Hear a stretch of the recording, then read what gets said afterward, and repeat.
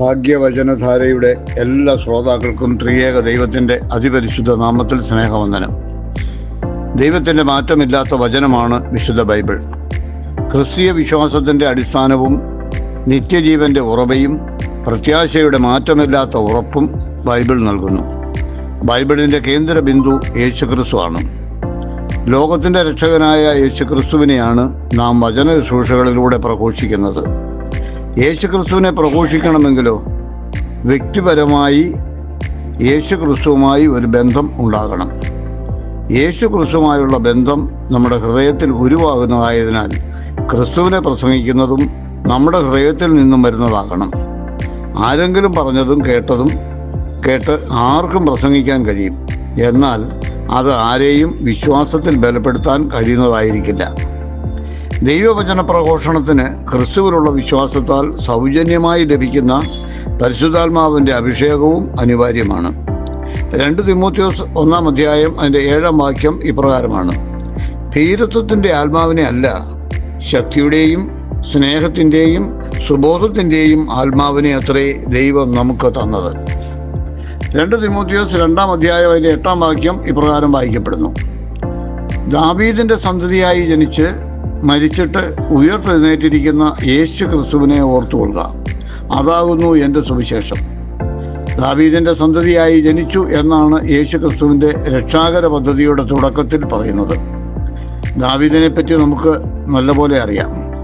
ബേത്ലഹേമിലാണ് ദാവീദിൻ്റെ ജനനം. ആട്ടിടയനായി വളർന്നു. ഇസ്രായേൽ എന്ന വാഗ്ദത്ത ദേശത്തിൻ്റെ സംരക്ഷകനും രാജാവായും ദൈവം അവനെ ഉയർത്തി.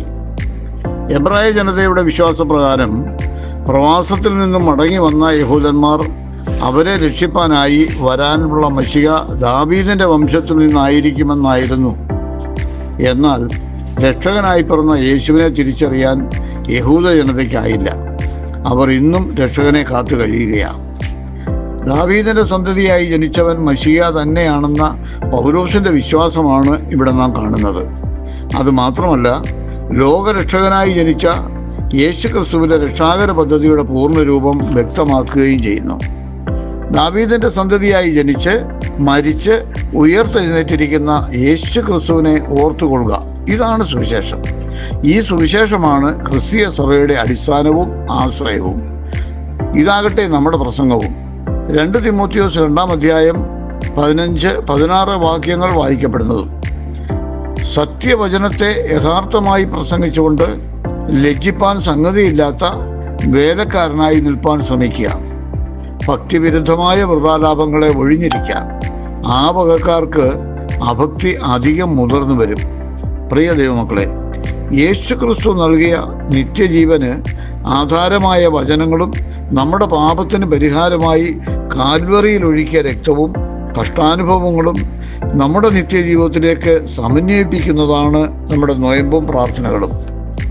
സത്യവചനത്തെ യഥാർത്ഥമായി ഹൃദയത്തിൽ നിന്നും പ്രസംഗിക്കുന്നത് ക്രിസ്തുവിനോടുള്ള നമ്മുടെ സ്നേഹമാണ്, കടമയാണ്, കർത്തവ്യമാണ്.